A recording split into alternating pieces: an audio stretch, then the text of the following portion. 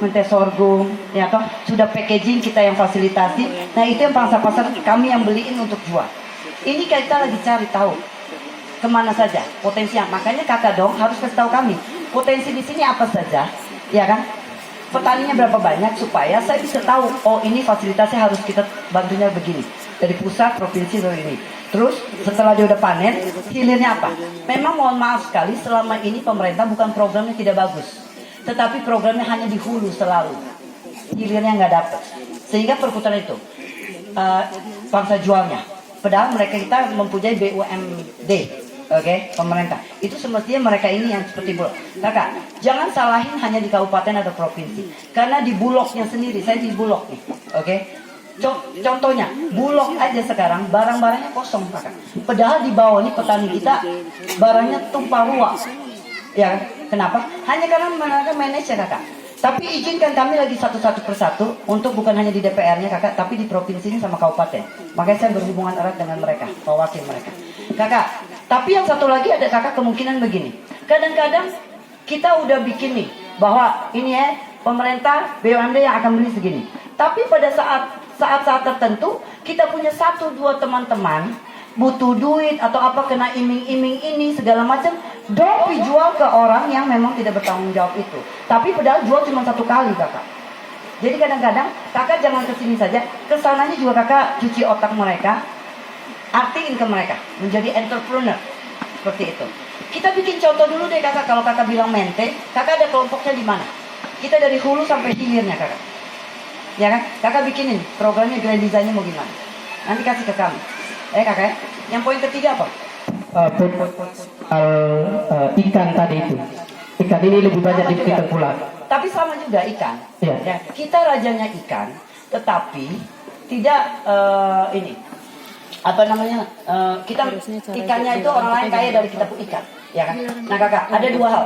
Satu adalah ikan-ikan ini mama-mama nih, ibu-ibu bisa kita atur untuk supaya mau dijadiin abon ikan kah atau apakah, atau mama dong lebih ngerti. Nah itu berhubungan dengan Dekranasda nanti dengan kami. Tetapi ada hal yang saya contohnya begini kakak. Ini mohon izin Pak Wakil Bupati, kalau saya agak menyinggung sedikit, izin. Begini, ada investor gini, ada hal-hal itu kita bekerja sendiri nggak mampu. Kabupaten, provinsi nggak mampu.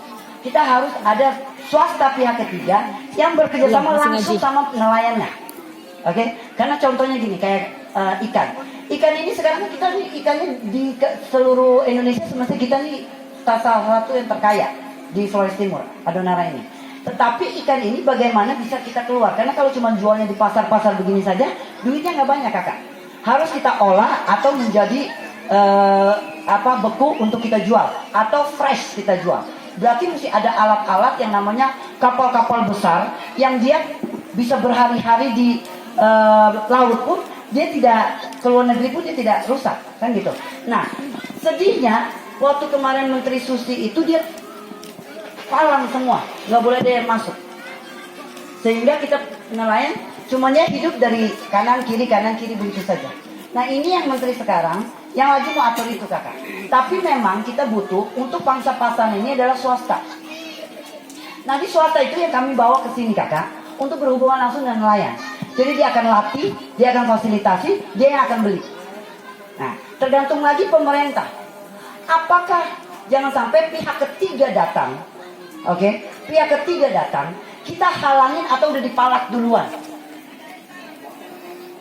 Itu yang susah. Makanya tadi saya bilang, semua harus berpolitik. Kita nggak boleh cari pemimpin yang salah, belum ngapa-ngapa udah dipalak duluan. Bersyukurlah, oke? Kalian punya pemimpin ini tidak seperti itu, oke? Dan saya sudah ketemu Pak Bupati.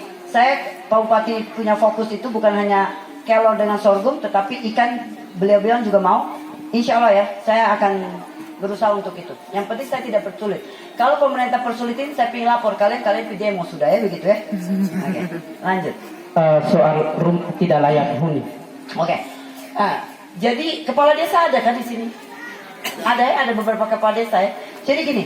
Ada di provinsi, gubernur sudah layangkan perintah surat amanat untuk kepala desa. Dana desanya itu dia wajib dalam 1 tahun itu dia wajib membedah ya, bedah ya, ya bedah rumah tidak layak huni, ya kan? Itu ada, kakak. Nanti saya pastikan lagi, saya pulang. Thank you untuk masukan. Saya pulang, saya akan ngecek apakah itu benar-benar kepala desa sudah itu. Karena dalam kemiskinan, diukur kita punya cara kemiskinan itu kan NTT adalah tentang salah satu adalah rumah. Nah, untuk memberantas itu selama jabatannya Pak Gubernur udah bikin program itu. Tapi ini yang saya mau tahu realisasi di bawahnya seperti apa. Kakak izinkan saya cek ya untuk itu. Tapi yang pasti kemarin Ibu Bupati juga udah bisik ke saya minta provinsi untuk bantu itu. Tapi saya mau tekan ke kepala-kepala desa itu di dinas PMD kakak. Ya izin saya untuk pergi cek. Oke, baik. Terus berikut.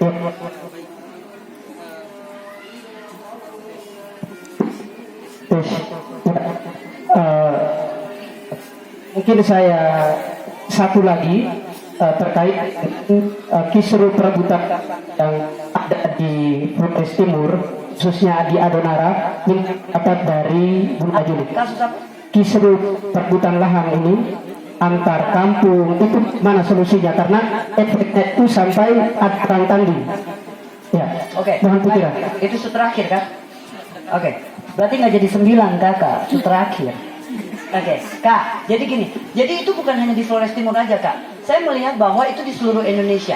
Kakak lihat kan program Pak Jokowi mau tersertifikasi semua tuh. Dia gila-gilaan lagi program ini tuh berapa juta setiap tahunnya. Nah, ini karena COVID saja. Tapi NTT kita udah memasukkan. Tapi satu hal, saya kemarin ada bicara dengan Pak Wakil Bupati, saya laporkan. Ada contohnya seperti ini. Tanahnya itu adalah ini kan rata-rata sebagian itu ada di atas kawasan, ya kan? Terus siapa yang dudukin merasa kayak besipai akhirnya seperti itu. Tapi kan kita tidak mau. Kebetulan menterinya itu adalah orang Nasdem. Kami sudah menghadap. Jadi ada dari kabupaten, tolong dikasih kami peta yang mana saja yang di atas kawasan itu kami bisa perjuangkan untuk direview namanya. Berarti dihibahkan kepada sini, di sini langsung kasih ke masyarakatnya langsung tersertifikasi dipeta-petakan. Seperti itu. Nah, kakak bisa kasih kami informasi. Karena kakak dong bisa jadi antara suku dengan suku berribut, tapi belum tentu itu tanah suku dan suku punya. Bisa jadi ada di tempat kami ini yang provinsi. Nanti kami ini yang akan BPN yang akan atur untuk sejarahnya dan segala macam untuk tersertifikasi. Jadi kakak dong yang mesti kasih kami di mana, kasih tahu di Pak Camat untuk diteruskan kepada kami. Seperti itu. Soalnya saya punya beban sekarang, saya sudah telepon ke Ibu Menteri. Ibu Menteri bilang ada ini di sini bilang ada 4.000 di atas kawasan. Saya nggak tahu termasuk di sini atau tidak, tapi seluruh Flores Timur ada 4.000 lebih yang sudah terreview. SK dari Menteri sudah ada. Tinggal dari kabupaten ini kasih tembusan surat. Oke, dan dianggarkan Bapak Wakil, dianggarkan untuk dipatok karena SK-nya sudah turun yang 4.000 lebih. Dan Bapak bisa anggarkan berapa? Tolong kasih tahu Bupati. Tapi di provinsi saya tahun depan 2021 saya mau supaya anggarkan di sini yang 4.000 lebih kita keroyokan supaya terpatok berdasarkan SK itu terpatok. Akhirnya masyarakat kita langsung satu-satu jelas tentang tersertifikasi. Kakak, nah, silakan. Kalau pemimpin yang jawab seperti ini kan bagus ya. Kita tanya kemudian dijawab dengan baik. Ini luar biasa. Luar biasa. Secara pribadi saya salut dengan sosok Ibu Juli Laiskodat. Terima kasih. Terima kasih, kakak. Baik. Intinya tunggu. Saya punya sarung merokok.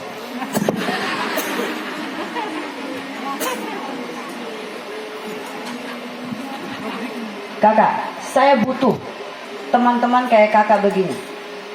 Oke, kayak kakak DB. Anak-anak muda. Karena kami punya masa itu akan lewat. Oke, kami butuh anak-anak muda. Tetapi saya berharap di rel kami yang tepat. Sekarang kakak kita buktiin, udah gak usah kita pikir yang lain. Kita buktiin dengan kinerja saja. Kakak mau buat apa? Kasih tahu kami atur, kita keroyokan untuk bangkit dan sejahtera. Begitu ya. Baik, kakak dan mama bapak sekalian dan bapak uskup yang mulia, jika ada tutur kata saya, perkataan saya atau tingkah laku saya yang tidak berkenan di hati, inilah istri gubernur zaman now. Tetapi paling tidak begini, kenapa saya mau ini? Victor Laiskodat datang ke Nusa Tenggara Timur bukan karena jabatan. Jabatan dia dan uang dia udah jauh lebih banyak di Jakarta. Beliau ini saya yang protes demo pertama untuk tidak boleh dia maju. Oke? Tapi dia hanya jawab saya satu hal. Jul, saya ini dulu orang miskin di Pulau Semau. Rumah dari daun. Makan nasi ya, Senin Kemis. Berarti tidak mampu untuk beli nasi tiap hari. Beras. Tapi sekarang Tuhan berkati kemana-mana saya pakai pesawat pribadi. Kemana-mana masuk hotel bintang 5. Tapi hati ini kata dia.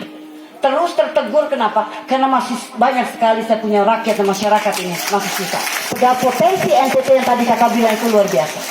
Jadi kakak, kenapa saya bilang jangan lagi cari siapa salah kita kerja saja. Oke? Karena saya tidak rela dalam jabatan ini saya sudah buang waktu 2 tahun kemarin. Hanya cari chemistry. Sekarang jangan lagi suruh saya cari chemistry lagi kakak. Mari kita lakukan.